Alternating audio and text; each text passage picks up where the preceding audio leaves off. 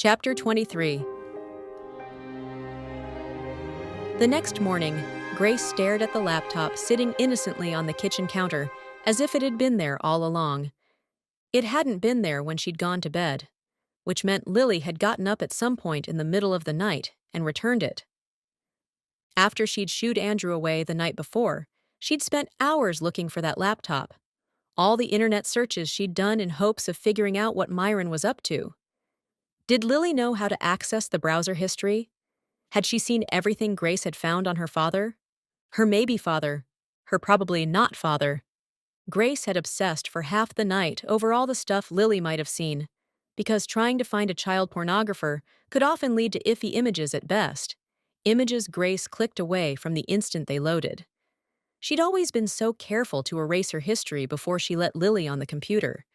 But had she done so after her last attempt to locate Myron?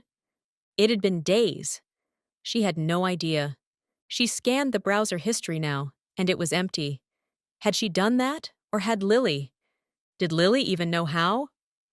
No games were open, no toy store sites. Maybe Lily hadn't opened the laptop at all. Maybe she'd just taken it and hidden it. It was password protected, but Grace hadn't always been careful to guard that password. If Lily'd wanted to see it, she'd only have had to watch Grace's hands as she typed it. Was she that clever? Was she that determined to use the computer? Grace didn't think so. What if she'd decided to contact Myron? Grace had continued to be very careful about not giving Lily access to her cell phone, just in case that was how Myron had found them before. As the weeks had passed, Grace had wondered more and more if she'd only ever imagined Myron breathing down their necks. Maybe, after that first night in Coeur d'Alene, they'd lost him, and he'd never caught up with them again. But she'd been so sure. At the time. Why doubt now what she'd believed then? Grace clicked into her email and read the sent messages. Nothing she hadn't sent herself. Then, to be safe, she went to the trash and looked to see if anything had been deleted since she'd last been on the computer.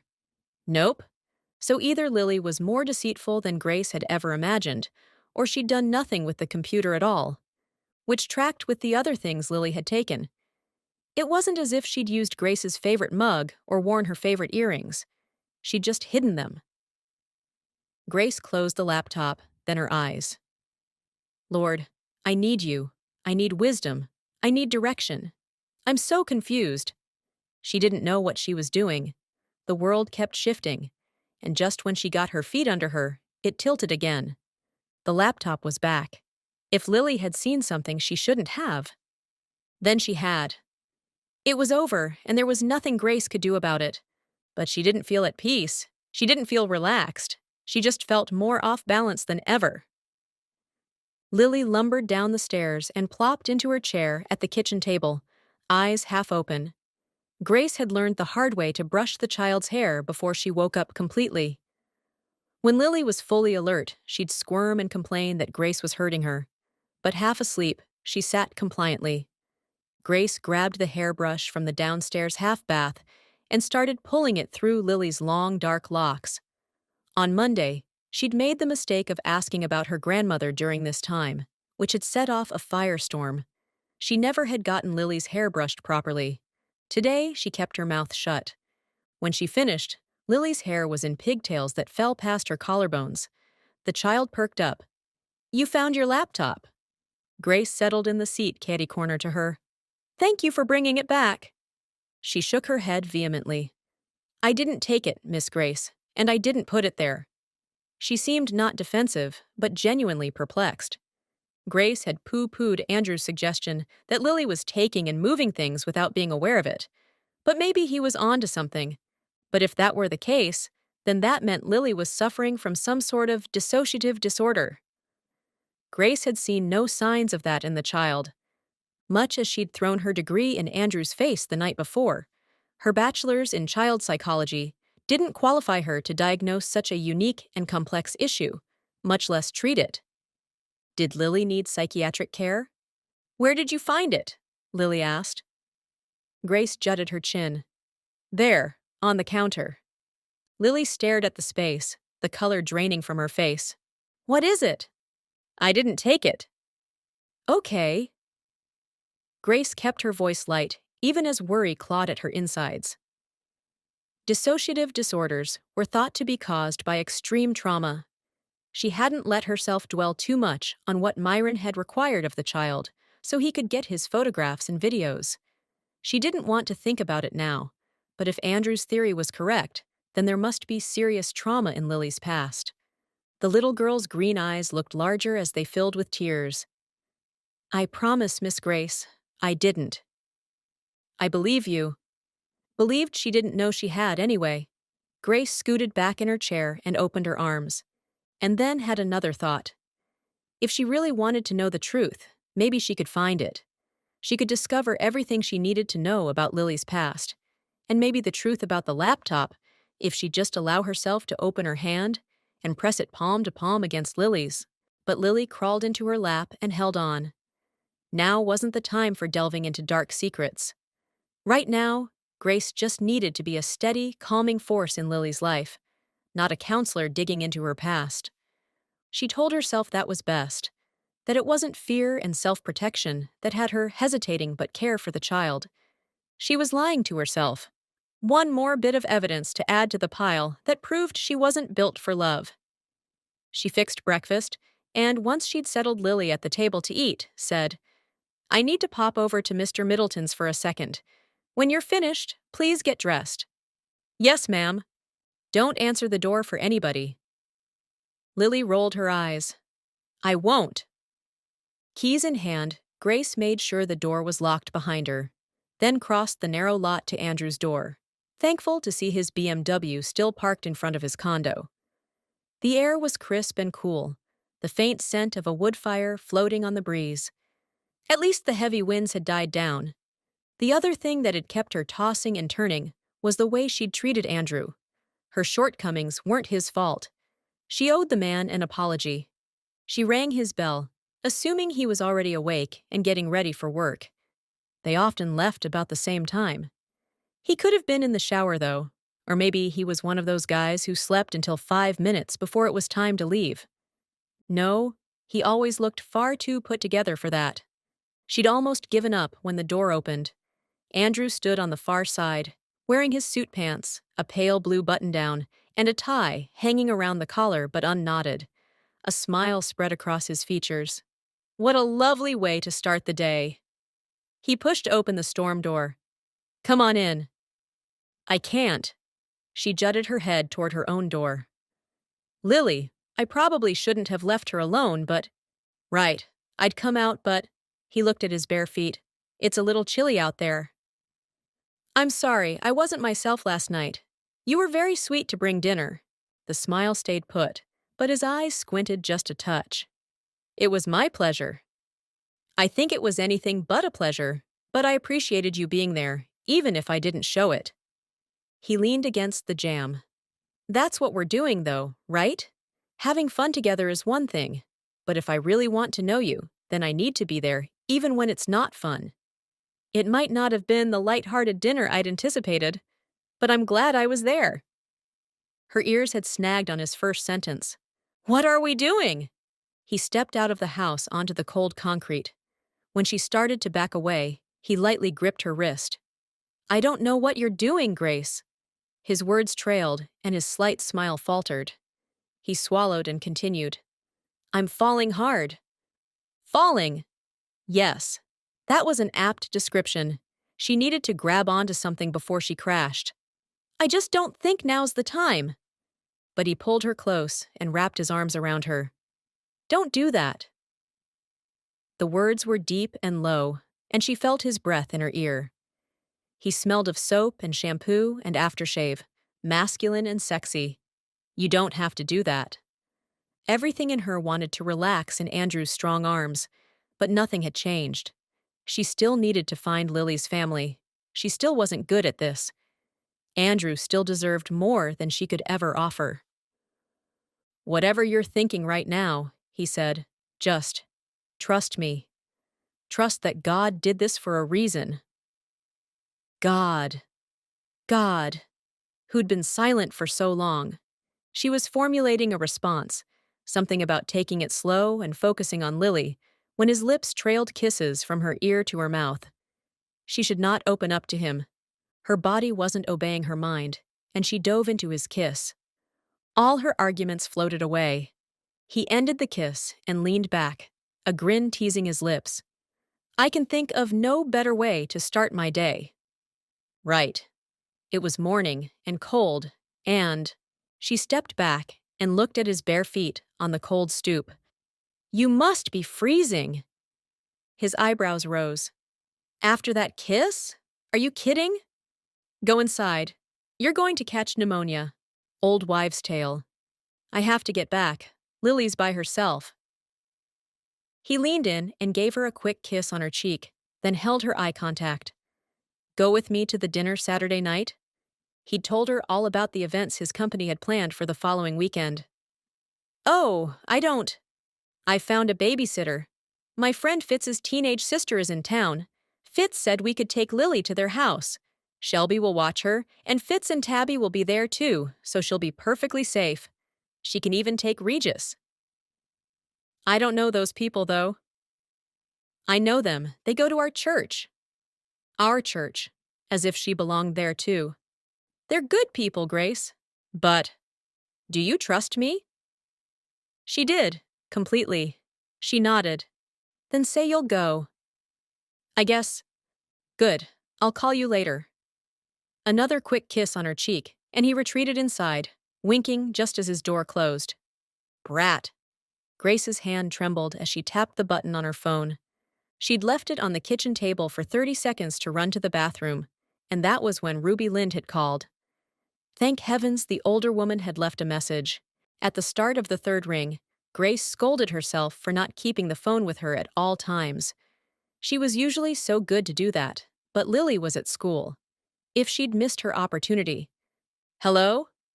Hi, this is Grace Miller. Are you Mrs. Lind? I am. A note was left for me to call you? Yes, yes. Grace took a breath, trying to sound calm, not frantic.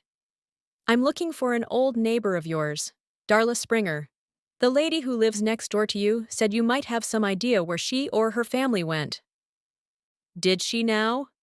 But the woman sounded more amused than annoyed. Well, I do have a bit of a reputation for being a busybody. She laughed as she said the words. Well deserved, I'm afraid. Nothing wrong with caring about your neighbors, Grace said. Exactly what I think. And anyway, Darla and I were more than neighbors. We were friends. Still are. Best friends since second grade. Grace stifled the temptation to dive right into her questions, forcing herself to relax in her chair and close her eyes and listen. Really listen. Because sometimes people needed to talk, and when you gave them the space to, they said more than they'd ever planned. I was Darla's maid of honor, Ruby said with a slow Texas drawl. She was a matron by the time I walked down the aisle. Until a couple of years ago, we never lived more'n a mile from each other. So you know all her kids? There was just the one, Annabeth. Prettiest girl in school, but so shy she hardly had any friends. According to Darla, the other girls didn't like her because she was gorgeous, and the boys were intimidated by her. I think they all mistook her shyness for snobbiness. Sometimes beauty can be a curse. Though Grace mostly wanted to know where Darla was now, maybe Ruby could tell her more about Annabeth's history. She was formulating a follow-up question, but Ruby kept talking. The girl was sure she'd found the love of her life in that football player she went to high school with. She tisked. I could have told her from the start the boy was no good. Come from damaged stock, that one. His daddy's drinking practically kept the local bar afloat. That thing they say about the apple fallen by the tree? That's the God's truth. I always said Annabeth was lucky that boy didn't claim her child as his own. And I wasn't wrong. He's got a house full of 'em now, and he treats 'em all like dirt. His wife, too. Least in that, Annabeth dodged a bullet. Ruby must have been talking about Lily's birth father, not Myron. What was the boy's name? A pause was followed by, Listen to me, run in my mouth. Why do you want to know about Darla and Annabeth? It's sort of a long story.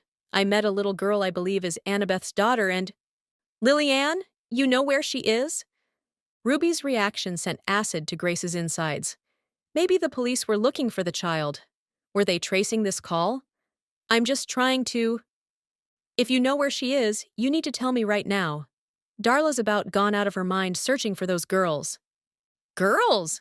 There was more than Annabeth and Lillian, of course. They've been gone more'n 6 years now. Darla's heart about crumbled to pieces, waiting for her babies to get home. Can you tell me what happened with Annabeth? Why she disappeared? Well, it was that stranger who came to town, that man. Always a man. I mean, my Ron, he has a heart of gold. And Darla's husband was a good fellow. But so many of 'em anymore are slick as serpents. That man sure was. Do you remember his name? Oh, let's see. Martin? Marvin? Myron? You do know them. Are they all right? Tell me they're all right. I don't know for sure that the little girl I know is Annabeth's daughter, Grace said carefully, though the evidence seemed to point that way. But the man who claims to be her father is named Myron. Ruby scoffed. Father? Guy was a snake-in-the-grass photographer, promising Annabeth he could make her a big-time model, get her picture on the covers of magazines coast to coast. Darla did her best to talk the girl out of it, but she up and left with him, taking the child with her. Were Darla and Annabeth estranged at that point? Is that why Darla lost touch with her? Nothing like that. Darla didn't want her to go, but she loved her little girl, hugged her neck when she left. Annabeth promised to come home for Christmas, to call and write. But she never did. She left with that photographer and fell off the face of the planet. Grace rubbed her temples. Okay, but something didn't add up. Darla knew the photographer's name. Could she not find him? He's still going by Myron Bowman, so… Bowman? No, that wasn't his last name. It was Williamson or Williams or something. But he'd been Myron Bowman before Lily was born, a well-respected photographer. And he was Myron Bowman still. Which meant that when he'd met Annabeth, he'd been using a false name. Why? So you're saying Bowman's his real last name? Ruby asked. If we're talking about the same person, what makes you think the girl you know is related to Darla and Annabeth? It's just a guess right now, Mrs. Lynde. Can you tell me how to get in touch with Darla Springer? The woman paused a long moment. Well, I ought to check with her before I give her information to a stranger on the phone. Even the cautious answer had Grace's spirits lifting. How about this? Ruby said. How about I give her a ring and have her call you? I expect she'll do so in a jiffy. That'll work. Just please, tell her I don't know anything for sure. I don't want to get the woman's hopes up. Are you still in town? I'm not. I'm from Washington State. Wasn't in Washington, but if this was all a ruse, if Ruby knew Lily had been kidnapped and was working with the authorities to find her, well, if that were the case, the FBI would have traced the call. They'd be barging through her door any second. Too late to worry about that now. All righty then, Ruby said. I'm fixing to call her, so hang tight. Grace had stared at the phone off and on for an hour after she'd hung up with Ruby. When it finally dinged with a text, she snatched it up as if it held the meaning of life. Well, she's not answering. I left her a message. I'll let you know when she calls. Sincerely, Ruby Lynde. Grace smiled at the salutation, not to mention the perfect punctuation. Apparently, Ruby wasn't much of a texter. She tapped out a reply. Thank you so much. I look forward to hearing from you. She spent the afternoon searching the internet for information on possible false names. Myron Williamson, Myron Williams, Myron Wilson. She'd found a list of last names beginning with W and tried hundreds of them. No luck. Then she'd tried with different first names. Martin, Marvin, Mason. For 2 hours, she typed random names into the internet search box, always with the addition of photographer. No hits. Sure, she'd found plenty of photographers with similar names, but as far as she could tell, none of them led to the man Grace was looking for. The man who'd made sweet promises to Annabeth and led her away from home. What happened after that? Had Annabeth become a model? Grace had searched for her name with no hits. She'd done an image search using the newspaper picture Andrew's friend had found. Again, no hits. As far as Grace could tell, Annabeth had taken her daughter, left her mother, and then disappeared. But Lillian. She'd stayed with Myron. A sick feeling filled Grace's stomach as she considered the implications. Maybe Annabeth hadn't left Myron at all. Maybe she hadn't left Lily in his care. And why would she? If she hadn't wanted to raise her child, she could have taken her home to her mother. But she hadn't. Maybe something terrible had happened to Annabeth. That evening, Grace leaned her elbows back on the picnic table behind her as she and Andrew watched Lily play on the playground. The sun was falling behind the trees, and though the temperature hovered in the upper 50s, the lack of wind kept it from being too chilly. As usual, the park buzzed with people. A group of what looked like middle schoolers played basketball on the half-court. One couple pushed a stroller, a golden retriever puppy straining at its leash. A group of older folks walked the perimeter. Though this condo complex was completely different from the neighborhood where Grace and her mother had lived before Mom's remarriage, it felt similar. A community of people who, though only connected by proximity, existed together in harmony. When Mom remarried, Grace had lost her home. She'd lost that safe community. Barney's luxury house behind the big iron gates had never felt nearly as safe as that little 3-bedroom surrounded by friendly faces. To make up for her poor behavior the night before, Grace had invited Andrew over for tacos. She'd even fixed the meal herself. Well, with the help of old El Paso. But it still felt like a win when both Lily and Andrew raved about the food. Out for an evening stroll, Lily had met up with a few friends from school, and the girls were now crawling all over the playground while Regis kept vigil at the foot of the slide, never taking his eyes off Lily. The cast wasn't slowing her down at all. "Ruby called me." Grace hadn't wanted to say anything where Lily might overhear, but the child was paying them no attention now. Andrew shifted to face her. "What did she say?" "She knows where Darla is, but won't tell me until she asks if it's okay. Apparently, Darla isn't answering her phone." "That unusual?" Grace shrugged. "I guess they've been friends since childhood." She caught Andrew up on everything Ruby had told her. When she was finished, Andrew stared past her, eyes narrowed. "So you're saying Myron was using a fake name when he met Annabeth?" "According to Ruby." "But he was honest about his profession? That's odd.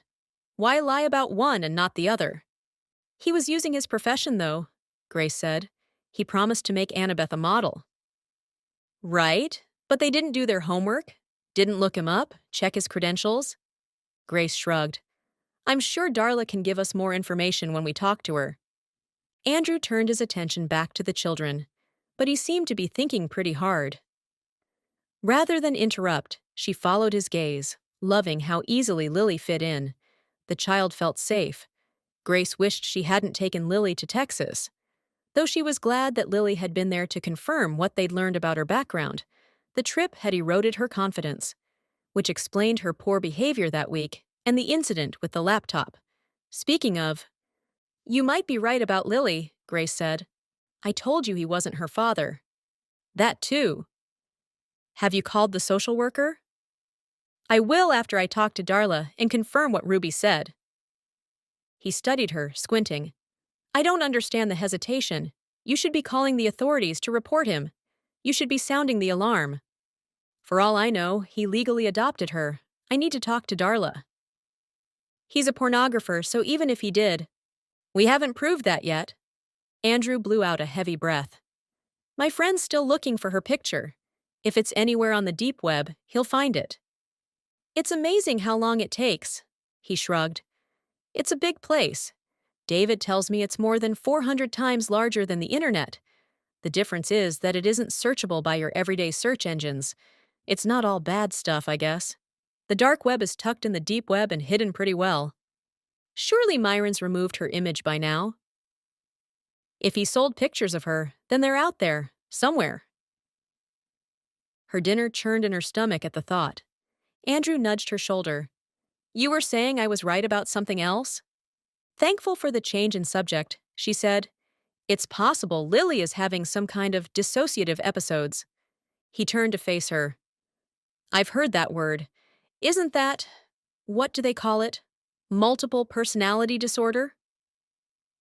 The proper name is dissociative identity disorder, but that's the most extreme example. There's no evidence that Lily is suffering from that, but you could be right that she's moving my things and not aware she's doing it.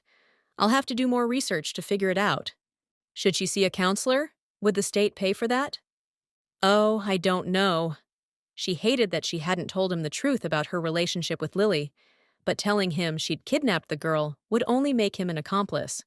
So you think she moved your laptop but doesn't know she did it? Andrew clarified. She seemed genuinely perplexed this morning when I told her where I'd found it, almost afraid. Where'd you find it? It was sitting on the kitchen counter. The sun had set now, and it was hard to read his expression. In the gathering darkness, he said, "And there's no way somebody else came in and—" But his words trailed. Obviously, nobody broke into your house, borrowed your laptop, then broke in again to return it. A shudder slid down Grace's spine. Way to creep me out. He chuckled and rubbed her upper back. Sorry, you're safe here. Did you check the footage on your video doorbells? I will now. She put amusement in her tone, but Andrew seemed serious. You don't really think somebody broke in, do you? No, of course not. He was quiet a moment, then added, but it probably wouldn't hurt to have a look at those videos occasionally, just to be on the safe side. She glanced at the videos every time her phone alerted her to someone's presence at her door. In the front, it was usually Andrew or somebody who crossed by her door a little too close. In the back, it was usually one of the cats that roamed the neighborhood, if not Oliver wanting in. Thanks again for installing those. They make me feel safer. He slid his hand across her back and squeezed her shoulder. Anything to keep you around a little longer. She was in no hurry to leave Coventry. Eventually, she'd solve the mystery of Lily's past, find her grandmother, maybe even her mother. Eventually, she'd return the child to her family. And then, if she didn't end up in prison for kidnapping, maybe she and Andrew could have a future together. She was afraid to hope, afraid to surrender to the feelings that were growing daily. But could she truly learn to love him? She didn't know. She didn't know if she'd ever be whole enough to fully love anybody with the kind of love she'd heard about. The kind that changed lives. The kind that saved. She wanted to try, though. For Andrew, even for Lily, they were worth her effort. I've been meaning to ask you, she said. Did you find what you were looking for in your father's company books? He groaned and dropped his head gently to where it rested against hers. Unfortunately. What does that mean? He straightened, but didn't back away. Somebody's been embezzling. Oh no, your brother? His shoulders lifted and fell. I don't have enough access to know the answer to that. Somebody will have to look at where the money went. How much? If my math is correct, she had no doubt it was, then a little over 85,000. She sat back. Are you kidding me? I wish I were. And you think Chet? Her words trailed as she remembered the half-brother she'd met at the party, the impressions she'd gotten when she'd touched his palm. His dominant emotions had been loathing and fear. Not greed, but had that lingered below the surface? She hadn't hung onto his hand long enough to know. What she knew about Chet, both her impressions when they'd shaken hands, and what she'd witnessed as he'd interacted with Andrew, didn't exactly inspire confidence. She wouldn't be surprised to find he'd been embezzling. She wished now she'd hung on longer. Maybe she could offer Andrew some insight. Not that she should, but her loyalty definitely lay with Andrew. He was watching her closely. Though his face was in shadow, hers was angled toward the lights surrounding the playground equipment, so he'd probably seen some of her thoughts in her expression. What do you think? He asked. Has Chet been stealing from our father? I don't know, honestly. But it wouldn't surprise you. That doesn't mean anything. He's not your biggest fan. You don't have to have mind-reading superpowers to know that. But what else? Nothing, really. At their core, people are generally motivated by fear or love. Love in the general love the neighbor sense, you know? He nodded. That's rare. Most people are more motivated by fear. In Chet, I definitely picked up fear. That doesn't mean he's stealing. Andrew watched her another moment. then turned again to the playground. Grace should really get Lily inside and to bed, but she hated to end the evening. For Lily, whose giggles carried across the park, and for herself. It's very ironic. She turned to Andrew, trying to figure out what he was referring to. Had she missed something? I need to tell you something, he said. You've been very honest with me about your past, and I need to do the same. She hadn't been all that honest. Not about the important things, but she settled for saying, okay. But first, I have another confession. I hope you're not angry with me for this. Or Cassidy. Her friend's name twinged a nerve in her spine, and she sat up. What about Cassidy? After I left you last night, I went to see her. He ran a hand over his head. Maybe I shouldn't have. I was concerned about our interactions last night. I wondered if maybe she could shed some light on you, on why you might hesitate to get involved. Grace was almost afraid to ask what he'd learned. She told me about Celia. Oh. She turned away, facing the playground, but not really seeing it. The mention of the child's name still brought grief and shame, no matter how much time had passed. Grace should have stayed after it happened. She should have faced it.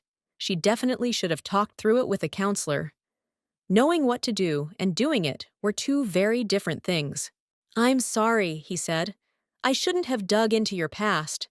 I was just feeling a little desperate, honestly. Don't be angry with Cassidy. We both care about you. She was just... I'm not angry. It's okay that you know. Do you want to talk about it? She shook her head. Another time, maybe. It still feels so heavy. I'm sure it does.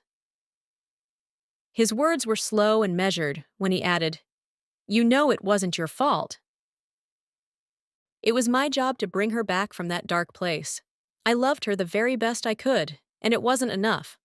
Sometimes, people are beyond rescuing. Sometimes, people are simply too broken.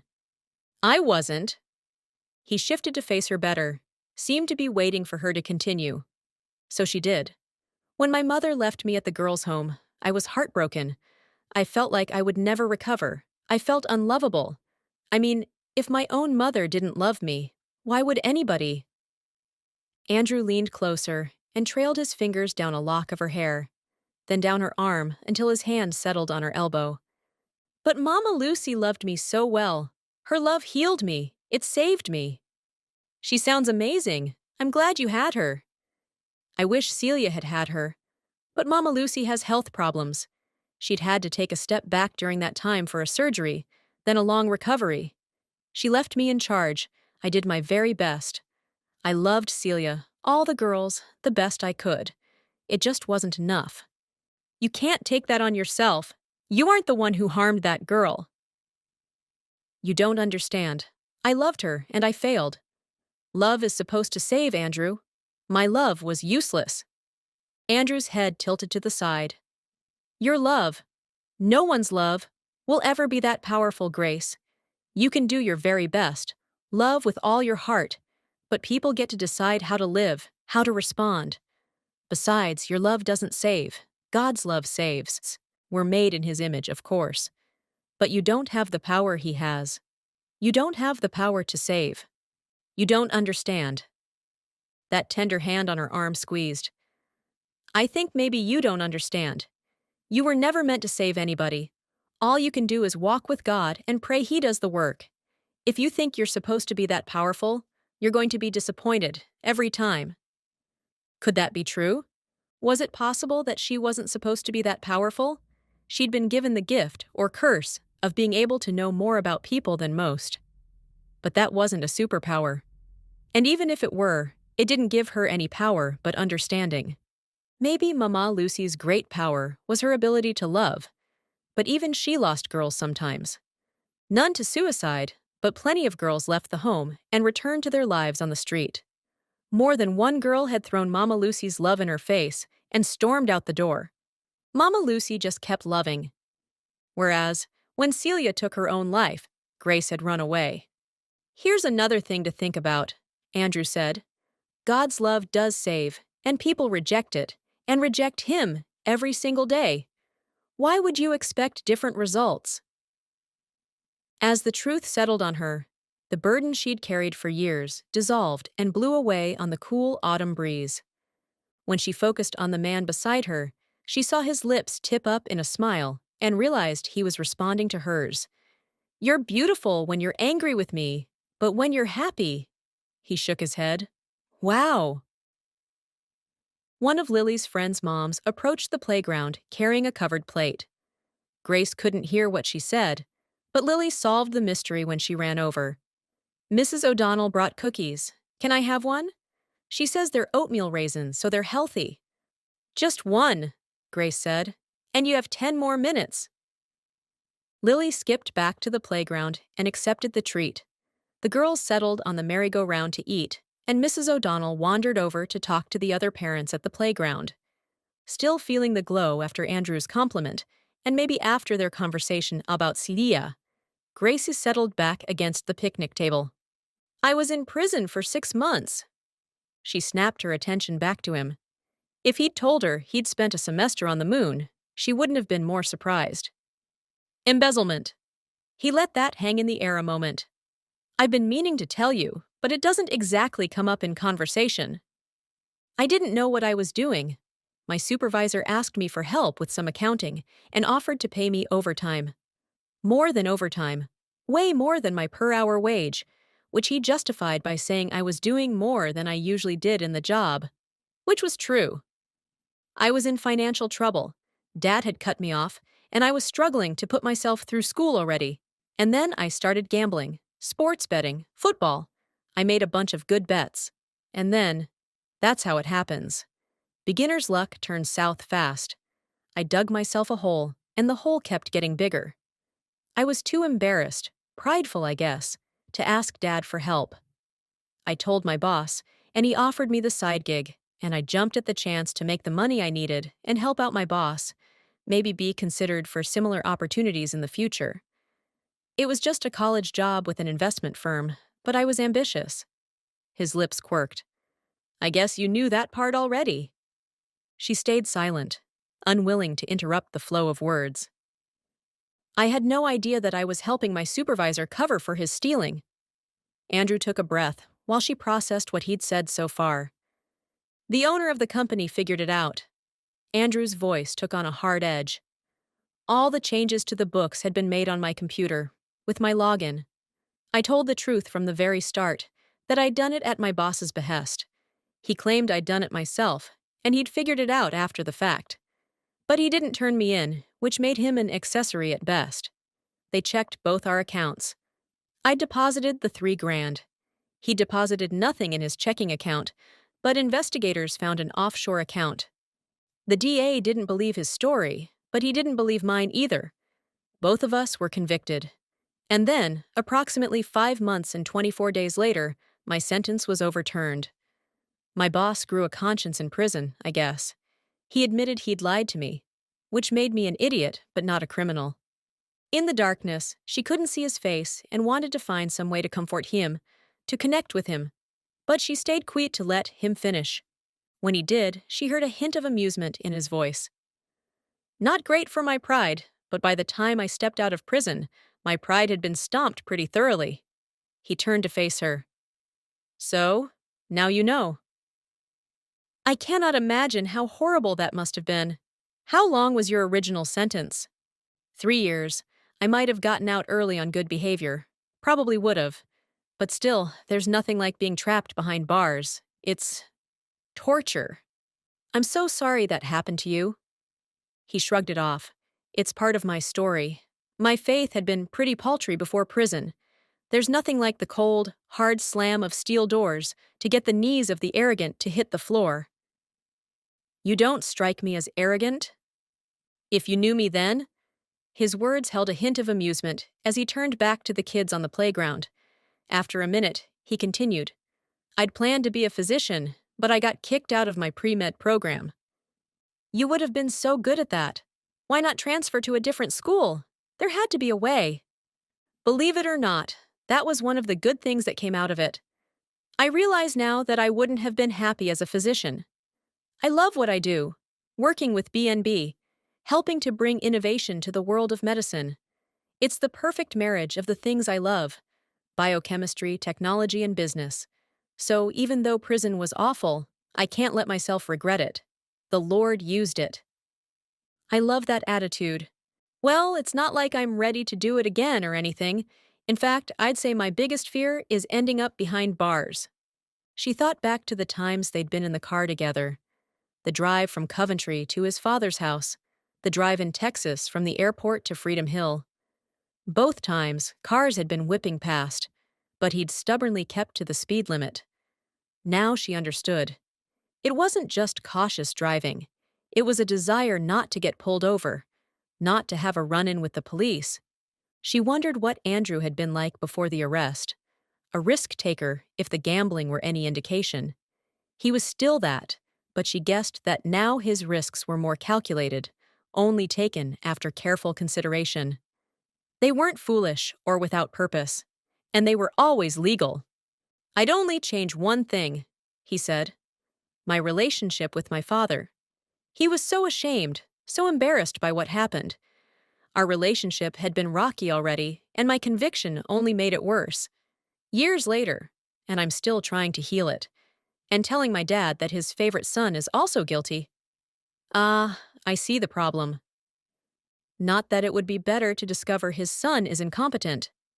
When are you going to tell him?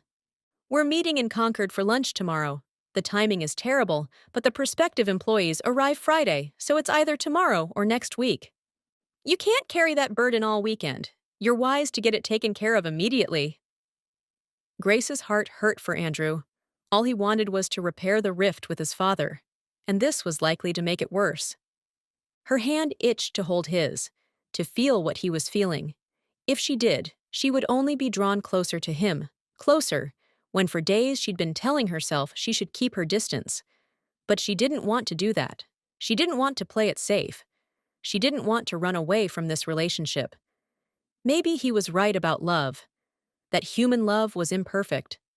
Maybe, despite her past, and her mother's rejection, and her stepfather's lust, and Celia's suicide, maybe that part of her wasn't irreversibly broken. Maybe she could learn to love like a normal person. She slid her fingers over the back of his hand. His gaze snapped to hers and held. "Do you mind?" she asked. He flipped his wrist, and she slid her palm against his. Andrew was brave, braver than any man she'd ever known. He wasn't afraid of baring himself to her. He wasn't afraid of anything. She felt that fearlessness despite what he'd told her. She felt the despair he remembered from prison. She felt the disappointment he'd picked up from his father time and again. And then the feelings shifted. She felt his connection to her, his desire, his love. Reluctantly, she pulled her hand away from his, and his feelings receded. But they were replaced by hers, which were the same. Too much the same. Andrew lifted that same hand and slid it against her neck, letting his fingers play in her hair. His voice was rough when he said, "Grace." She leaned toward him, eager to feel his lips against hers again. But the sounds of the laughter on the playground had her leaning away. He groaned. She probably did too, as he removed his hand from her skin and faced the children, then dropped his head back. She bumped his shoulder with hers. "You okay?" "You're killing me." Sorry, unintentional and reciprocal. In the light from the lamp near the playground, she watched a smile spread across his face. That does soften the blow. They sat in silence for a few moments, but she couldn't put it off any longer. "I really need to get her home." "I know. I've kept you out past curfew." She started to stand, but he stopped her with a light grip to her forearm. "Thank you for listening to my story and not judging me too harshly." "Nothing to judge." He didn't loosen his hold, "and for trusting me enough to take my hand." She did trust him, and the more she touched him, the more she trusted him. Her initial guess about Andrew was correct. He was a good and kind man. "I think you had to trust me more," she said. "I'm not afraid of you, Grace. I'm not afraid of you knowing everything. I trust you with myself." She wanted to be as trustworthy, as plain old worthy, as he seemed to think she was. She just didn't know if she had it in her. Chapter 24. Andrew parked at the far end of the restaurant's lot, in no rush to get inside. The low clouds overhead felt dark and foreboding, which he knew wasn't a harbinger of how his lunch with his father would go, even if it felt like it. What emotions would Grace pick up if she were to take his hand now? Definitely not the hope and desire he'd felt the night before. But then, he wasn't about to enjoy lunch with the woman he was falling in love with. Nope. He'd be sharing a table with Dad. His phone had dinged with an incoming text during the drive, but Andrew hadn't dared to look. Texting and driving wasn't just dangerous, it was illegal. Now he glanced at the screen. Praying for you. Call me when you can. That Grace, in the midst of all she was dealing with, had thought to text him and pray for him, soothed his nerves. Whatever happened with Dad, he'd still have Grace when this lunch was over. He grabbed his laptop case and made his way to the door. It was a fancier restaurant than he would have chosen, but when he stepped inside, he understood why Dad had picked it. The tables were spread far enough apart that he and his father would have a modicum of privacy. The music being piped in overhead was barely audible. It was a white tablecloth, crystal glasses sort of place, a good place for a business lunch and a serious conversation. As much as Andrew might like to consider his relationship with his father otherwise, it was at this point mostly business. Though Dad's kindness at the birthday party, the use of the jet, there was hope for more, assuming Dad could forgive Andrew for the information he had to share. Dad was seated on the far end of the large room beside a flickering fire in the hearth. He'd always seemed to take up more space than his 5'9", narrow-shouldered stature would suggest. But looking at him now, one would never guess he was a multimillionaire. One would never guess he ran a company that employed thousands. No. At that moment, Dad seemed like any other man. A father, a husband, a brother, a friend. Truly, his money and success didn't make him better than others, even if people saw him that way. Maybe Drew Middleton didn't deserve the pedestal people put him on because of his success, but he was Andrew's father. Much as he hated to admit it, probably wouldn't to another living soul, Andrew craved his admiration. He craved his affection. As Andrew approached, Dad stood and held out his hand. "Son?" Andrew shook it, glancing at the half-full soda glass on the table. "I hope you haven't waited long." Traffic was light. Andrew set his bag on the floor beside his chair. Dad was silent while Andrew studied the menu. When the server approached, he asked for iced tea. Before the woman left, Dad asked, "You ready to order?" Apparently, they wouldn't be lingering. Andrew shouldn't have been surprised. Prime rib and baked potato. Caesar to start. Dad ordered the 8-ounce filet. After the woman walked away, he offered a wry smile. "Christine's got me on this diet. Prime rib is not exactly a lean protein. I'd cheat, but she'll ask. And if I fudge, she'll figure me right out. I can't get away with anything with her." Unfortunately, Andrew's mother hadn't been as good at discerning truth from lies. Andrew kept the thought to himself, rather ashamed he'd even had it. His parents had been divorced a long time. Mom had gotten over Dad's betrayal. Andrew needed to do the same. But there was some primal protective instinct in a boy toward his mother, an instinct Andrew had never been able to squelch, which accounted for at least a little of the animosity between himself and the man watching him from the far side of the table. Watching him as if he'd guessed his thoughts. Andrew returned to their thread of conversation. "Is there some health issue behind that diet?" "Nothing to worry about." That wasn't exactly an answer. He kept his gaze steady and waited for Dad to expound on that remark. Dad sipped his soda and set it back down. "Blood pressure's a little higher than it should be. Cholesterol's above the normal range. They put me on blood pressure meds. They want to put me on a statin. But we decided," by the way he emphasized the word we, Andrew figured Christine had made the decision for both of them, "that I should try to exercise and eat healthier and see if that brings the cholesterol down." "You've been exercising." Despite the workout equipment in their house, Andrew had never known his father do so much as walk around the block. "I've been getting on that stupid elliptical thing. Feels so pointless, doing all that work and getting nowhere." It was so like Dad to see it that way. "I'm glad you're following the doctor's orders." "More like Christine's orders." He snatched a roll from the basket in the center of the table and lifted it between them. This'll be our little secret. As he buttered it, he said, I assume you have information for me? Andrew took a bite of his own roll. He'd hoped they could at least enjoy part of their meal before getting to the reason for their meeting. Why did you ask me to look into this? His father sat back, eyes squinting. A long silence pressed between them before the server delivered Andrew's tea and set a fresh glass of cola on the table for Dad. Be right back with those salads, she said, turning away. When she was out of earshot, Dad said, What did you find out? He reached into his bag and pulled out the report he'd written up. Setting it on his lap, he met his father's eyes.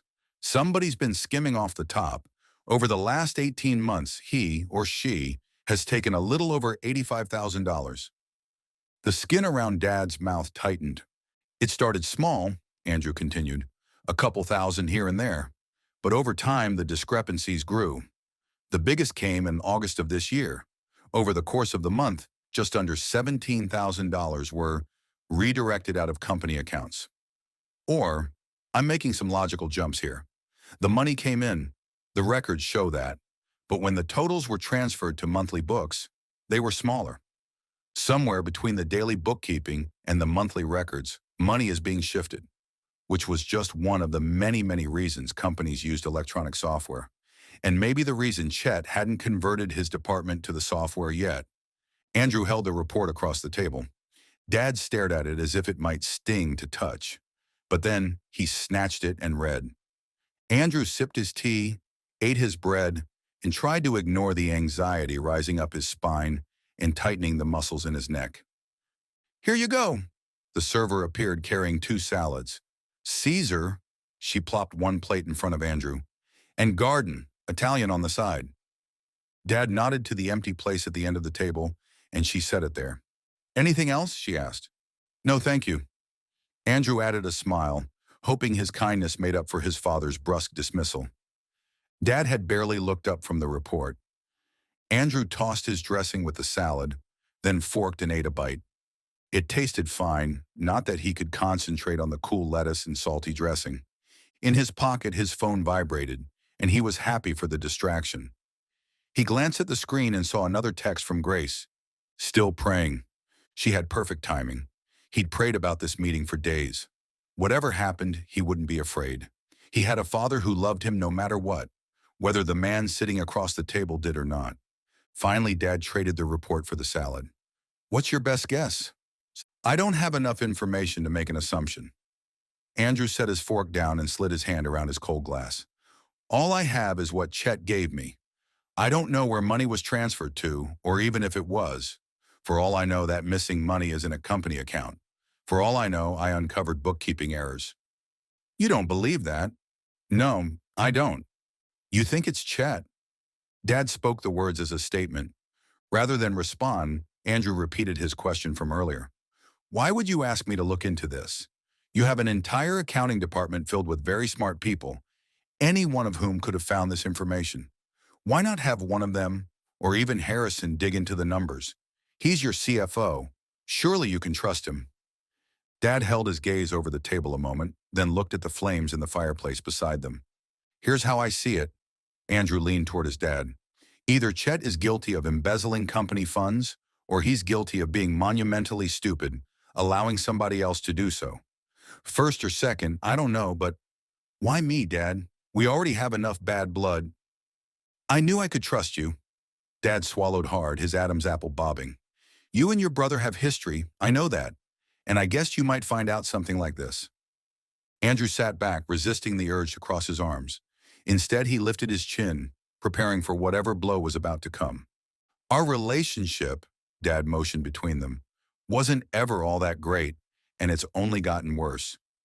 Leave it to Dad to label it like he saw it. And you hate that, Dad continued.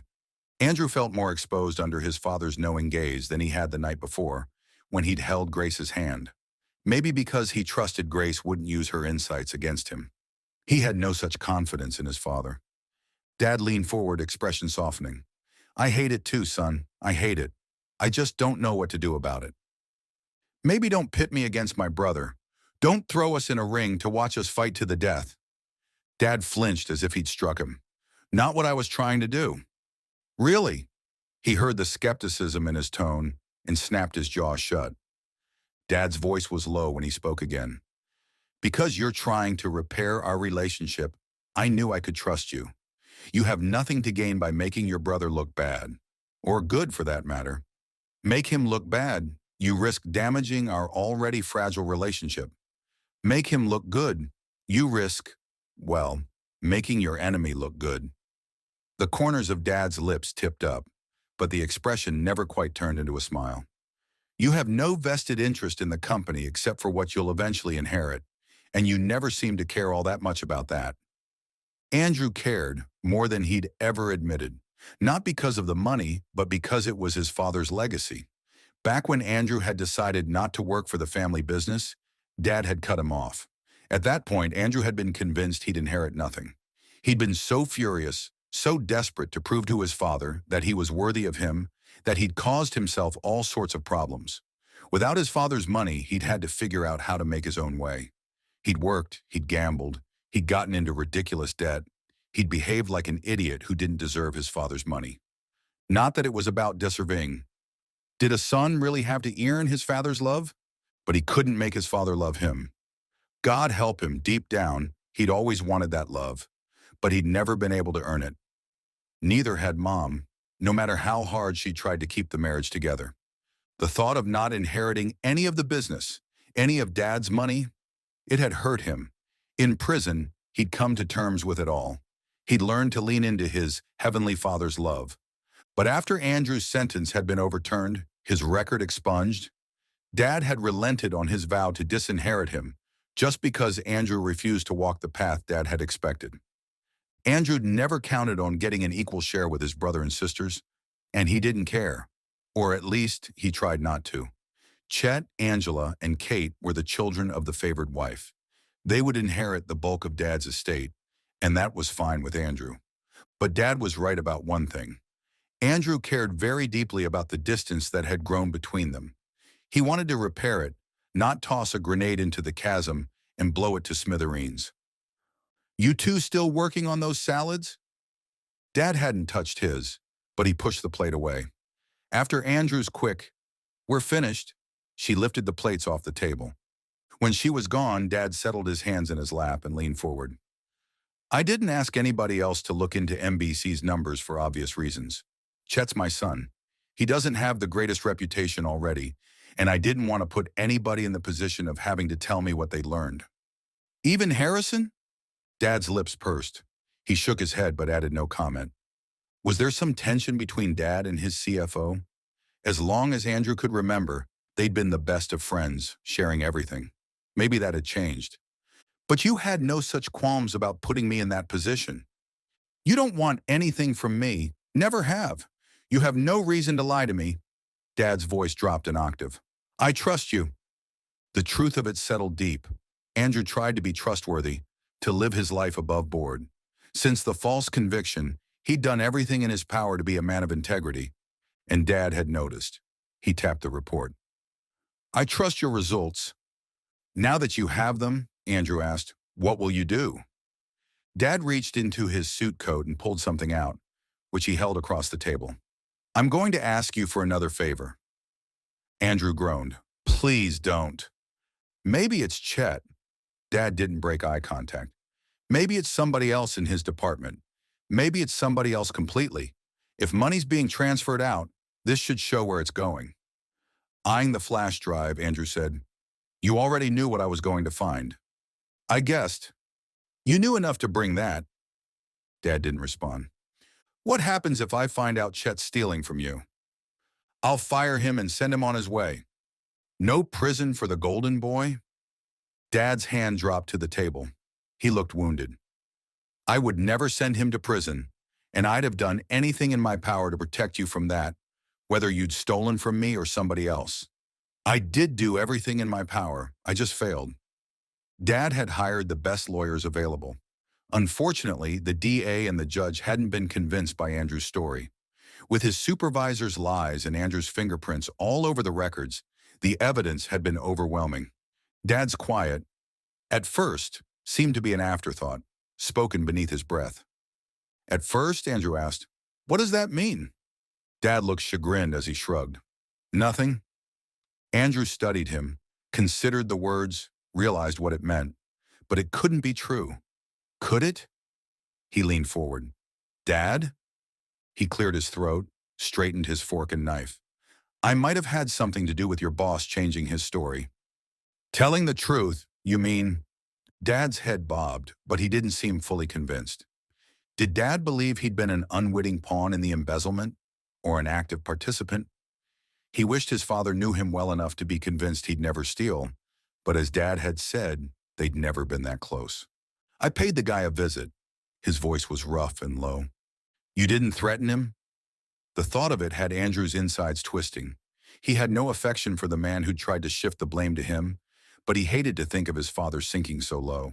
And threatening somebody to get them to change a testimony, that couldn't be legal. Of course not. I just suggested that his kids might have a little more going for them if he did the right thing. You paid him off?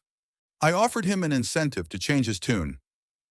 When Andrew gave him a hard stare, Dad sighed and added, I promised to pay off his house and start a college fund for his girls. He saw the benefit in coming clean. Andrew was stunned. Dad held his eye contact across the table, unblinking. Too many emotions to name bounced in Andrew's brain. Shock, definitely. A hint of irritation that Dad had felt the need to step in and rescue him. But Andrew had needed rescuing. The irritation faded almost before he realized it was there. I don't understand, Andrew finally said. Why didn't you say something? Why keep it a secret? Dad lifted one shoulder. Truth is, I had people encouraging me not to do it. People who thought you'd gotten what you deserved. Christine or... No. If it had been up to her, she'd have had me make the offer before the conviction. I was so sure you'd be acquitted. I should have, though. I should have contacted your boss long before I did. As it was, it took months to get the sentence overturned. Thinking of you in that place, Andrew would have to process all his father was saying later, that his first emotion hadn't been shame or embarrassment, that he'd cared that much. But right then, he wanted more details. I know Chet didn't lose sleep over me being in jail. Not that I would have listened to his advice, and it doesn't matter now. I ignored everyone and did what I knew was right. Everyone. But the only person who held sway with Dad besides Christine was Harrison Ackerman. He must have been the one campaigning against Dad's getting involved, which meant, as kind as the man was, the person he'd called Uncle Harrison all his life must have thought Andrew was guilty as charged. Andrew didn't even care because Dad had gone against his oldest friend's advice and gotten Andrew's lying, conniving boss to change his story, and probably then used his considerable influence to get the DA and the judge to agree to having the conviction overturned and Andrew's record expunged. Thank you. Andrew looked down to get his emotions under control, swallowed and cleared his throat so they wouldn't fill his voice. When he looked up, he spoke again. I had no idea, Dad. I thought his conscience just... I don't know how to... You saved my life. The server with terrible timing returned and set their steaks on the table. You two need anything else? Andrew couldn't force himself to speak. Dad said, Looks great. Thanks. She faded away, and Dad set his hands on his lap and regarded Andrew across the table. I did what any good father would do for a son he loves. Of course, Andrew had taken the flash drive and promised his father he'd try to figure out where the money had gone. How could he not after what he'd learned? Maybe Andrew's physical life hadn't been on the line, but in every other way, Dad had saved him. Why he'd kept that secret, Andrew had no idea, but he was glad Dad had chosen to tell him the truth. Unfortunately, as he'd explained to Dad after they'd finished their steaks, he wouldn't be able to look at the information on the flash drive until the following week. His life would be too busy until Monday to do anything but hang on for the ride. Once he settled in his car after lunch, he dialed Grace, but her voicemail picked up. It went really well, he said to the recording. I can't wait to tell you about it. I'm headed to the office. Maybe I can stop by tonight? Despite the afternoon filled with last-minute issues and unexpected problems regarding the conference, Andrew's spirits stayed high. It was after 6 by the time he wrapped up for the day. Jackie had left at 5:30. She made a concerted effort to be home for dinner with Reed and Ella every evening, no matter what was going on at the lab. He admired how she always put her family first. Much as Dad loved Chet, Angela, and Kate, Andrew'd never seen that type of commitment toward them. When Andrew had been forced to spend time at his father's when he was a kid, Dad was rarely home for family dinner. Often, he wasn't home before Christine ushered them all to bed. He thought of the family he'd like to have one day. The woman, maybe even the daughter. Maybe Lily's family wouldn't want her back. Maybe he and Grace could adopt her. And then add more to their brood, a child of their own. He was getting ahead of himself. Way ahead. But he'd make it happen. The more he thought on it, the more he was sure Grace was the woman he wanted. Forever. If Lily came with the package, even better. Andrew shut down his computer, grabbed his laptop bag, and knocked on Braden's office door. Braden waved him in. Everything on track? They start arriving tomorrow afternoon. Everyone should be there for the cocktail party. I'm looking forward to getting your feedback. Braden tapped a stack of papers beside him, printed the resumes so we'll have them on hand. I'll be making notes. Hopefully the people we like will be interested in moving to New Hampshire and are not just coming for the free vacation. We should know pretty quickly.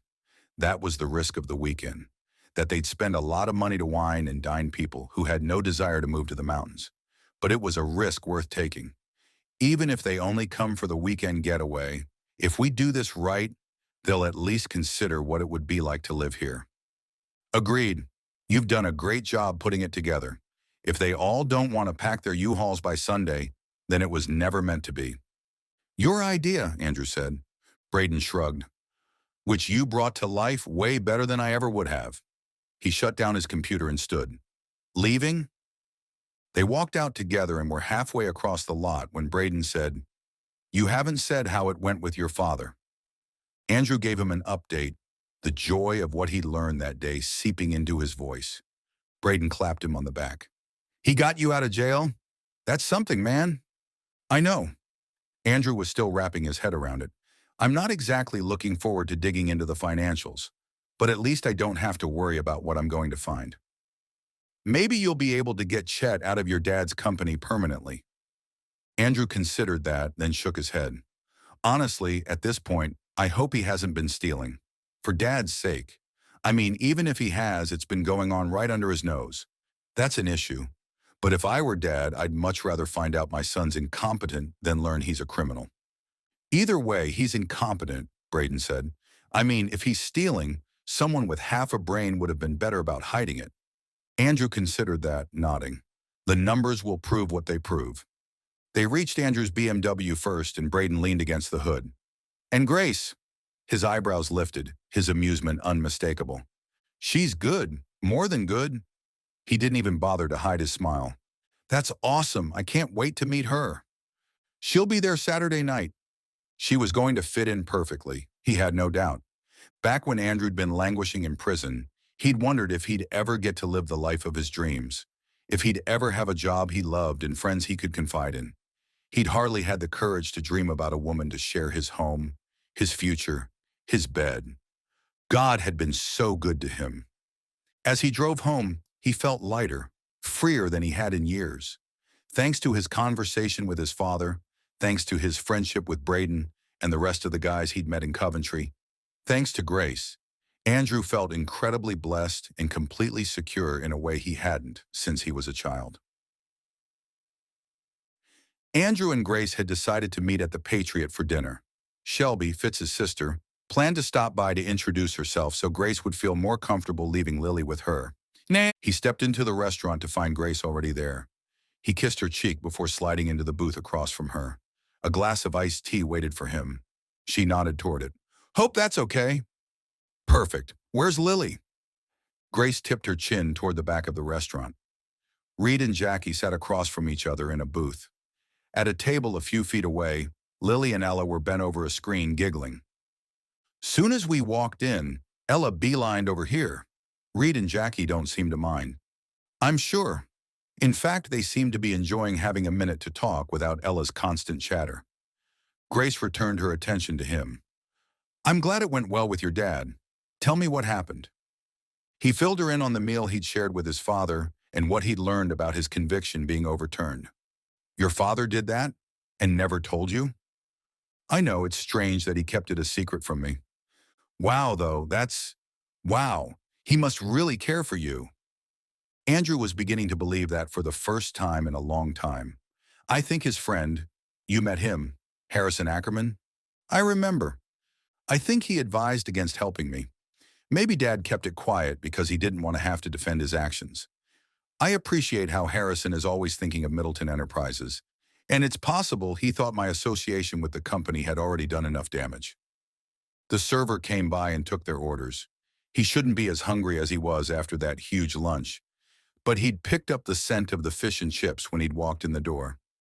After Grace asked for a grilled chicken salad and homemade potato chips, plus a kid's macaroni and cheese for Lily, he ordered his meal. Any news from Ruby? Grace sighed.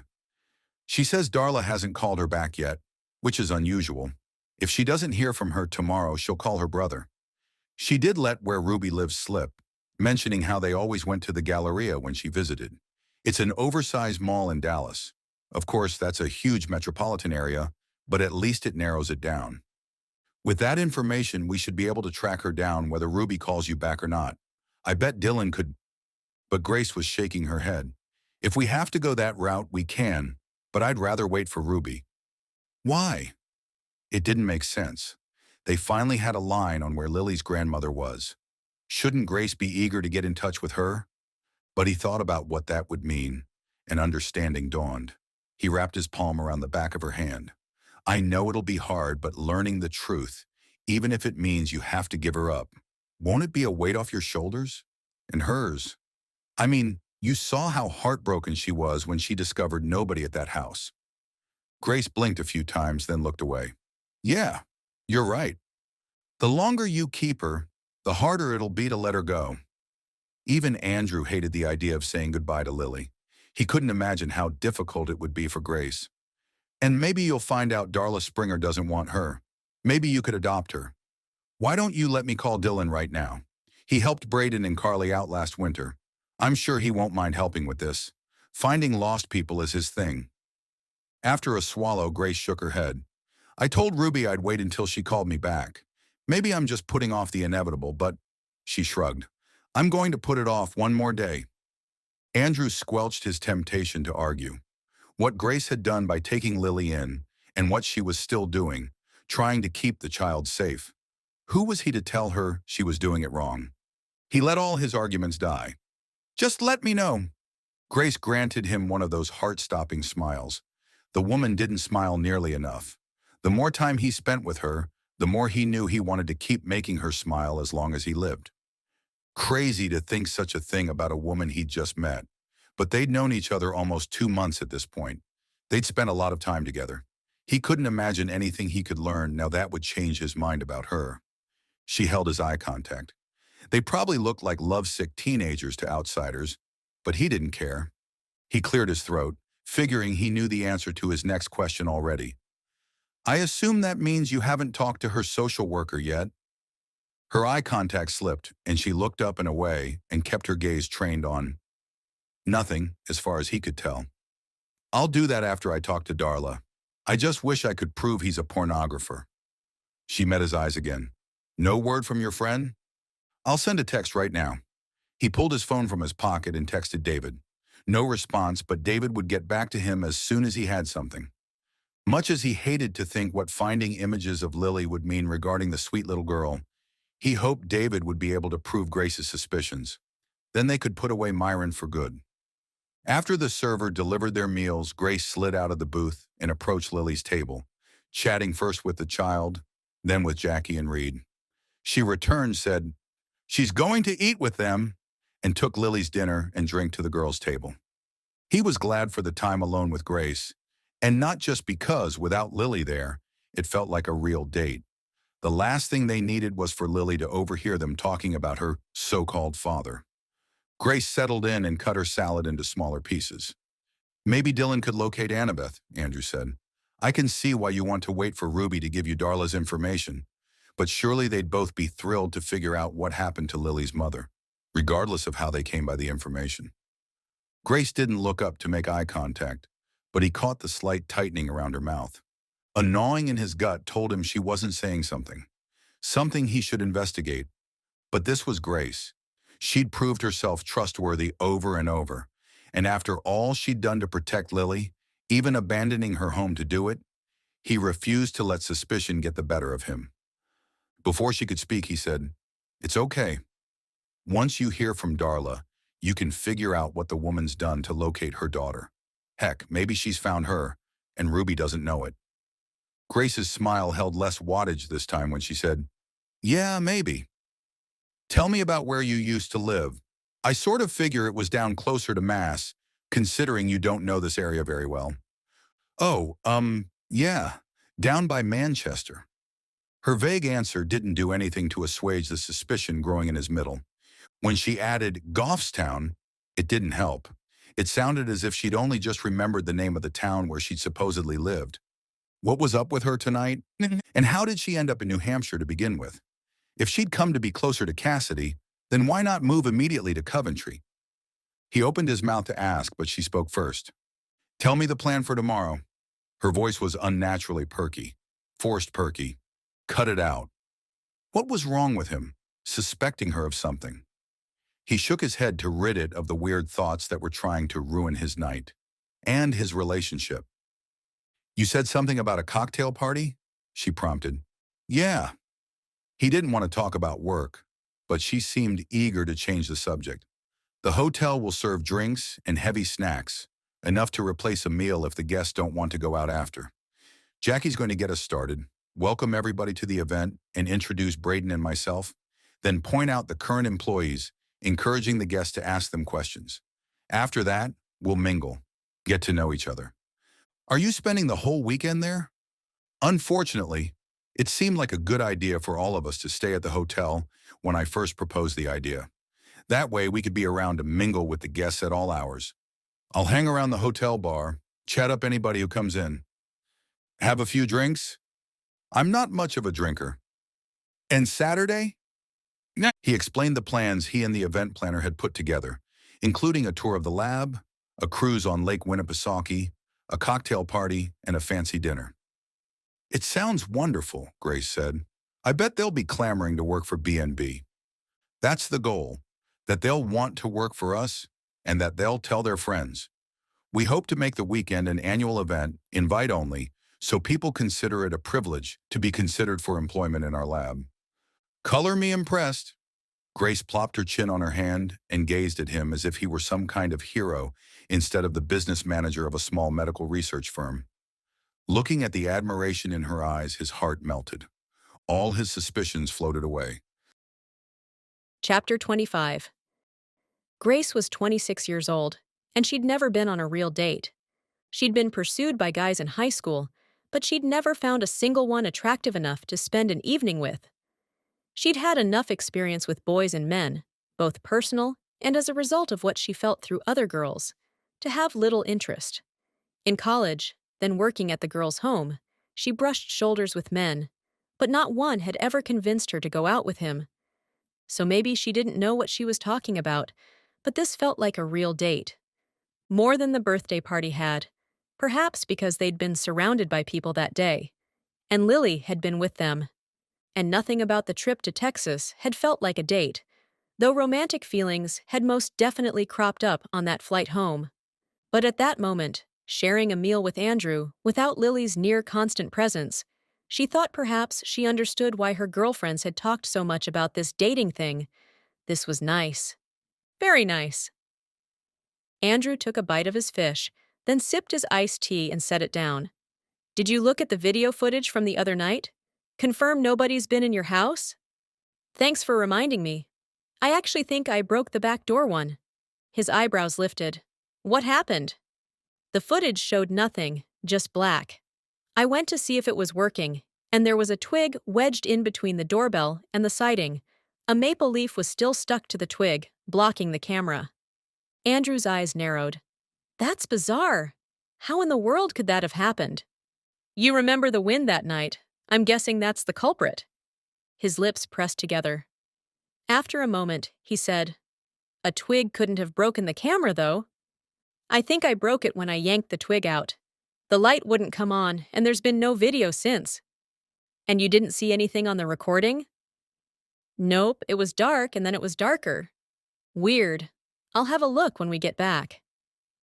Thanks. She hated how the broken doorbell camera unnerved her. You seem troubled, Andrew said. She shook her head quickly, laughing to cover her own foolish fear. I'm fine. It was just a quirky accident with the doorbell, nothing more. He started to say something, but a young woman approached the table. She was pretty with a round face, long, straight brown hair, and brown eyes. She looked perfectly at ease when she spoke to Andrew. Mr. Middleton, right? He stood. Hi, Shelby. Call me Andrew. Glad you were able to stop by. Shelby turned to Grace and held her hand out. Grace only hesitated a moment before taking it. If she was going to leave Lily with this girl, she needed to know her. When they shook hands, she got strange impressions. Shelby, trapped in a dark place, feeling terror. The image of an older, handsome man was accompanied by pure devotion and love. It was confusing because, though the dark place worried Grace, Shelby seemed open and kind, all her emotions bright and good. Shelby'd lived through something horrible, but she'd come through it with her heart intact. Grace could trust this girl. I'm Grace. Nice to meet you. She dropped Shelby's hand and scooted over. Join us. Okay. Shelby slid in beside Grace, who spoke to Andrew. Go get Lily for us, would you? He did, and a moment later, they returned. Grace and Lily got to know Shelby, who seemed genuinely interested in Lily's stories and answered all of Grace's questions. No red flags were raised. After visiting for a few minutes, Grace stalled Lily's stream of conversation with a raised hand. Why don't we let Shelby get on with her evening? You'll be able to talk to her Saturday night. Yay, we'll have so much fun! Shelby scooted out and stood beside the booth. After smiling at Lily, she turned to Grace. I was supposed to assure you that Fitz and Tabby will be there all night too, so there's no need to worry. Fitz is your brother, right? She nodded. My parents died when I was a kid, so he's raised me since I was 8. Ah, that was the man Grace had seen in the vision, the one who made her feel safe. He must be a great guy, Grace said. The best. Super protective, and he takes that seriously.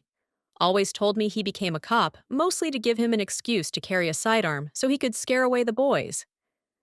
Laughing, she tapped her hip, and Grace forced herself to add her own chuckle, but there was nothing lighthearted in it. Fitz was a cop. He'd be there, with Lily, all night. What if he started asking questions? Cops knew the right questions to ask. What if he discovered her secret? Seeing no way to gracefully back out at that moment, she said, I guess we'll see you Saturday then. Her gaze flicked to Andrew, and she caught him studying her through squinted eyes. Awesome. Shelby high-fived Lily, said goodbye, and walked back out the restaurant's door.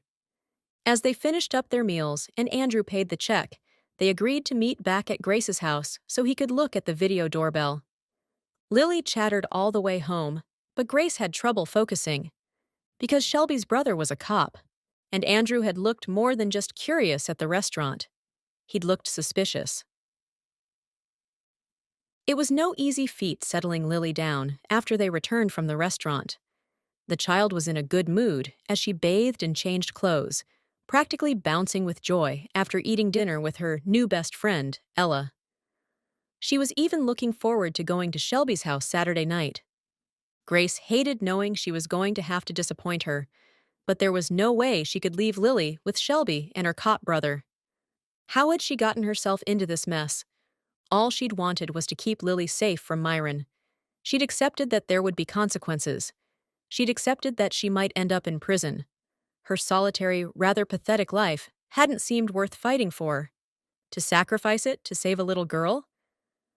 She hadn't thought twice about her decision. But now she had people she cared about, people who cared about her, people she'd been less than forthright with from the beginning. She needed to call it what it was. She'd lied to them. What would they think of her when they learned the truth? Back in that little cabin, there'd been nobody whose opinion of her mattered. But everything had changed. She hated to consider what Cassidy and James would think about her if they learned she'd kidnapped Lily. But Cassidy would understand. Cassidy would still love her. It was Andrew Grace was afraid to lose. How had she gone from living as a hermit to falling in love? What was she going to do about it? A little palm slid across her cheek. Are you listening to the story? She smiled at Lily, propped on the bed beside her. Sorry, my mind drifted. Lily tapped the page. Sewerly? I don't know that word. Grace read the word Lily pointed at. Surely, as in definitely. Lily studied the word and said, surely. Without the ly, it's just sure. Like, do you want to go to bed now? Sure. Lily shook her head. I'm not done yet. This was why she had Lily read aloud at bedtime. At any other time of the day, she'd hurry through the task. But when it was the only thing between her and lights out, she took her sweet time. Downstairs, the door opened and closed. Andrew called, It's just me! Regis hopped off the bed and ran to greet him. Andrew had followed her home, but then gone to his condo to change, promising to be back soon to look at the doorbell. She hadn't left the door unlocked, but had told him to use his key. Either he'd taken longer than she'd expected, or he'd already been on her back porch to see what had happened. Regis returned and curled up next to Lily. She continued reading, and Grace forced herself to pay attention until finally the book was finished. Lily said her prayers, and then Grace prayed over her as she did every night. And, as she did every night, Lily said, I love you. Grace leaned over to kiss her cheek. She wanted to return the sentiment, but could she? Was she capable of real love? She was falling in love with Andrew, to the degree that she could love anybody. But was it real? Maybe what Andrew had said was true. Maybe real love wasn't perfect. Maybe Grace could manage it. Everything in her told her she loved this child, but could she trust her feelings? Other people's feelings seemed so easy to name and explain, but her own were jumbled and confusing. The words I love you too were right there, on the tip of her tongue. She couldn't make them come out. She leaned down and kissed Lily's forehead. Sweet dreams, precious one. Shutting off the light, Grace berated herself. Who couldn't tell a child she loved her? Her back against the hallway wall, she closed her eyes and spoke to the one who loved her completely. Teach me how to love, Lord. Help me not only to say it, but to do it, and do it well. God didn't answer, but she figured that prayer went right along with His will, and those were the kinds of prayers He delighted in answering. Feeling a little lighter, she walked down the stairs and peeked her head out the back door. Making tea. You want some? No. The single-word answer was gruff, so unlike Andrew, who'd always been so kind. But he was working. Perhaps he was just focused on the doorbell. In the kitchen, she started the water to boil and fixed 2 cups of chamomile anyway. Maybe he'd change his mind. When it was steeping on the counter, she stepped outside again and found Andrew kneeling in front of the spot where the video doorbell had been mounted, studying the wires with a flashlight. What's the verdict? When he didn't answer, rather than ask again, she changed the subject. Might as well get the hard conversation over with. I don't think I'm going to be able to go with you Saturday night. His hand stilled, but otherwise, he didn't react. Didn't ask why. Didn't try to change her mind. A sick feeling crawled up her throat. Shelby seems really nice, but I don't think it's wise to leave Lily at this point. If she's having dissociative episodes, I'm afraid being at a stranger's house will trigger them. We've finally gotten things back to normal this week. Andrew used a tool that, she assumed, could tell him if the wires were getting power. I'm sorry to have to cancel on you. She waited a beat, 2 beats, then added, maybe it's not too late to find another date. It's dead. He sounded off. Angry. Angrier than the situation warranted. Shoving the wires back into the hole, he said, I thought maybe it was a connection, but I took it apart and reinstalled it, and it still doesn't work. The wires are getting power. He stood abruptly, and she stepped back. I'm sorry. For what? What did you do? What? She was confused about the question. She might have thought he meant by backing out of their date, but the way he said the words, filled with accusation, told her they weren't talking about that anymore. Not that he'd been talking about it at all. The night air was cold, and she hadn't grabbed a jacket. She crossed her arms. I didn't mean to break it. He studied her in the glow of the floodlight installed over her door. She swallowed, unsure where his anger was coming from.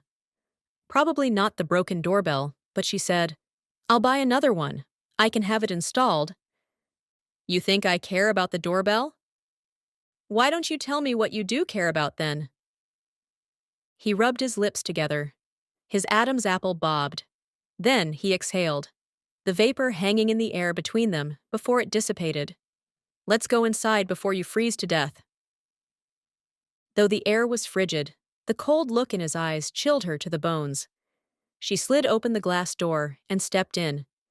She'd revel in the opportunity to spend more time with the man she'd eaten dinner with, but she wasn't looking forward to facing the one following her inside now. He'd been suspicious at the restaurant, more than once. She'd seen that in his expression. One of the things she loved about Andrew was his openness. He didn't hide or pretend. She didn't have to touch his hand to know what he was feeling. Now, standing beside her kitchen table, she saw fury. "I'm not sure what I—" "Was there something you didn't want me to see?" "What? What are you—" "I don't have access to your doorbell's video footage. I installed them, but I wouldn't do that. I wouldn't spy on you." "I know that. What are you talking about?" "Unless it's not me you're worried about. Maybe you're worried about someone else getting access." Though her hands were so cold, she'd tucked them beneath her armpits to warm them, her face flushed with heat. She was afraid to say another word, afraid of what he had discovered. He watched her with those squinted, suspicious eyes. "What are you hiding, Grace?" "Nothing." But the word was breathy, filled with the fear she couldn't mask. She cleared her throat and went back to the source of this discussion. "The doorbell. I told you, there was a twig stuck in there. When I pulled it out." "How? What? How was it stuck in there?" He stepped out the back door, and cold air swirled around her feet as he bent down. When he stepped back inside, he laid the broken doorbell on the kitchen table. "Show me." "I don't appreciate the third degree." He pressed his lips closed. She turned her attention to the doorbell and took a breath. She had no reason to fear. She hadn't lied. Not about that, anyway. She showed him the gap between the two pieces of the apparatus. There was a twig stuck right here. She lifted it for him to see. A little of the twig's skin had scraped off on the spot, and she pointed it out. "I tried to separate these two pieces, but it requires a special screwdriver." "Theoretically, so people can't take the lid off, though you can buy the screwdriver online easily." Andrew's words came out monotone. "I should have gotten the right screwdriver, but I figured if the thing got stuck in there on its own, how far in could it have gone? Surely I could just pull it out, so I did. But it was stuck pretty good, and when—" "Did you keep it?" "Keep what?" "The twig?" "Gee, Andrew, I didn't. I guess that would be destroying evidence, if you were a cop or something." "If I were a cop, we wouldn't be friends." She noted the pause. Friends? Was that what they were? 10 minutes earlier, she'd have thought they were much more. Now she doubted they were even that. But then his meaning registered. He was still studying the broken doorbell, as if it held the answers to all their questions. "Like I said, I'll buy another one." Her words were coming out too fast. "I'm sure I can find somebody else to install it for me." Very slowly, Andrew's gaze lifted to hers. He held her eye contact. She expected to see his care for her, his desire. But all she saw was anger. "You've been lying to me all along." "I didn't do anything to the doorbell." "Not about the doorbell." A bead of sweat trickled down her temple, but she dared not draw attention to it. She hadn't been honest, but she'd tried very hard not to lie. She didn't see any point in splitting those hairs. She swiveled and stepped into her kitchen to put the counter between them, trying to buy some time to think, to figure out what he knew. But he followed her, getting so close that she moved away, bumping into the sink. "You need to back off." He reeled as if she'd slapped him. He took a deliberate step away, but kept himself between her and the opening to the breakfast room, crossing his arms. Tell me the truth. She didn't know what he knew, didn't know where to start. His gaze bored into hers, and she swallowed, knowing he was seeing too much but unable to hide from him. After the hospital, you told me you'd go back and pay the bill. Not give them your insurance information, pay the bill. And I did. It's taken. A foster child would have medical insurance. She searched for an answer that would make sense. I was trying to hide. You wouldn't fly commercial. Myron could have. Sure. Maybe he could have found your name among the millions of Americans who fly every day, but that's not why. You were afraid to use your real name.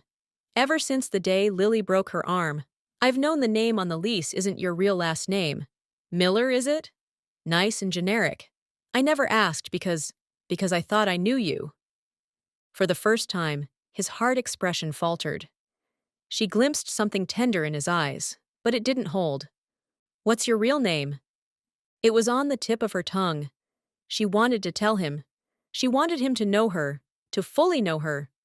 But the hope that something real was developing between them felt as fleeting as the care she'd seen in his eyes. You planning to Google me?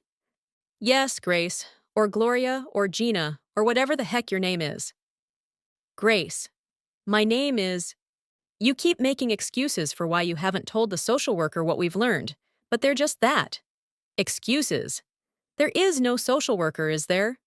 Grace scrambled, but couldn't come up with a response that didn't reveal everything. You don't want to get Dylan involved because he used to be a cop. You can't call the police and tell them what you believe about Myron. I did that. I called. But they didn't find. You won't go with me Saturday night, and it has nothing to do with Lily's issues. You won't go because Fitz is a detective. You're afraid he's going to see right through you. Pathetic that it's taken me this long to figure out the truth. But then, Fitz is happily married to a kind, honest woman. He won't be blinded by attraction. Andrew gave her one long, appraising look, and then stepped back, dropping his arms. Tell me the truth. She didn't know what to say. She prayed for wisdom, for guidance, but the Lord gave no answer. Had he abandoned her too? You can tell me the truth, he said, or I can call the police right now. She squared her shoulders and pulled in a deep breath. When she blew it out, she released all of her hopes for a home in Coventry, for a normal life, for a relationship with Andrew. This had never been about her. It had always been about protecting Lily. I let you believe I had legal custody of Lily. I don't. Lily and I became friends, and one day she took my hand. Andrew's eyes narrowed. He understood what she was saying, but his hard stare didn't soften at all. I called the police. Her voice wobbled with emotion she couldn't contain. They searched his house and questioned Lily, but she didn't tell the truth. The police found nothing. I'm sure they would have continued their investigation. But that night, Lily came to my house after dark. She told me her father was packing up, that they were leaving. She begged me to hide her. If he'd left with her, he'd have disappeared. He'd have set up in a new town and continued to exploit her, and who knows how many other children. I couldn't let that happen. Andrew swallowed hard, blinking a few times. At least he still felt affection for Lily. At least that was something. So I took her. I took her. By the time we loaded the car, he was there. He had a shotgun. I think it was a shotgun, or a rifle. I don't know. I aimed my truck straight for him. His shot went wild because he had to dive out of the way. He'd have killed me, but we got away.